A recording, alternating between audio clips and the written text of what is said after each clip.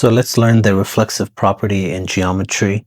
This is a property you're going to use with proofs and anything else in mathematics.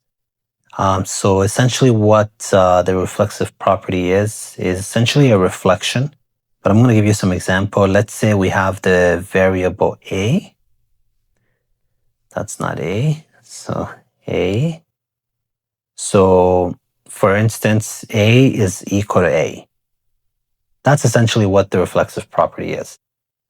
Any variable will be equal to itself. So you can say equal to itself.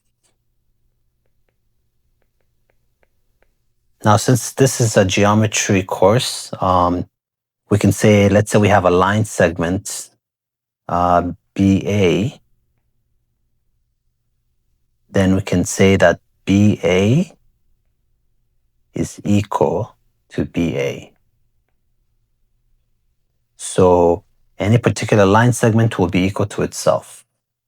So that's essentially what the reflexive property is. So in this lesson, let me teach you another concept that's going to be important. This is the symmetric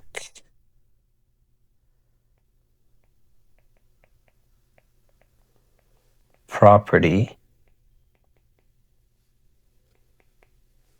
of equality.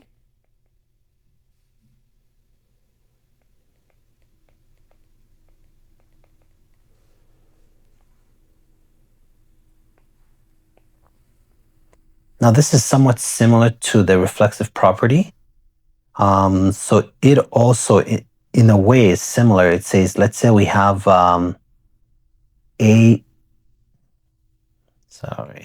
gotta change this. So let's say A is equal to B. Then we can say B is also equal to A. So that's the symmetric property of equality. So it's not a reflection, but if we say this was, let's say both of these were, I don't know, let's say 2, A is equal to 2, and B is equal to 2.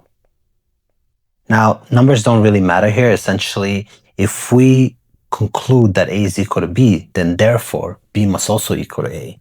That's what the symmetric property is. Again, you can use it for line segments as well. So let's say we say AB